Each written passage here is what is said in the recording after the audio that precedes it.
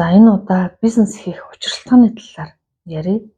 За бизнес эхлэл сургалтын дээр бизнесээ эхлэхэд хамгийн чухал зүйл тууштай байдал гэж үзэж байгаа. Яг тууштай. Тэгэхээр ямар нөхцөлд хүн тууштай байдаг вэ гэхээр учиршлагын олсон үед. Тэгэхээр яг зарим хүмүүс ярьдаг шүү дээ тийм ээ. Ингээ бурхнаас хүн болгоныг өгдөл өгдөгөө. За тэр өгдлөл хүн олчих юм бол тэрийг ажил болгоод, бизнес болгоод хүн дуртай зүйлээ олчих юм бол тэрэн дээр хэдэн цаг ч өнгөрсөн тийм хүн бол заавал амжилт гаргадаг. Заавал энэ зүйлээ олох нь чухал. Тэгэхээр тэр маань учиршлагын гэсэн.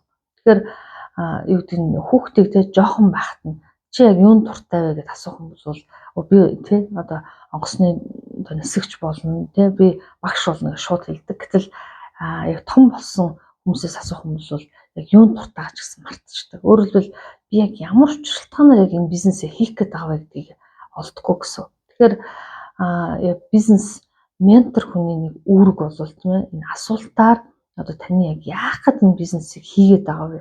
Эсвэл хийх гээд байгаа вэ гэдэг учиршлагыг илрүүлэхэд бас тусалдаг байгаа. За ингээд бид нар бизнесийн төлөвлөгөө, сургалтаар бас энэ бүгдийг заана. Эсвэл та ганцаарчлсан зөвлөгөө авахар бол бидэнтэй бас холбогдож бас болно шүү. За ингээд амжилт хүсье.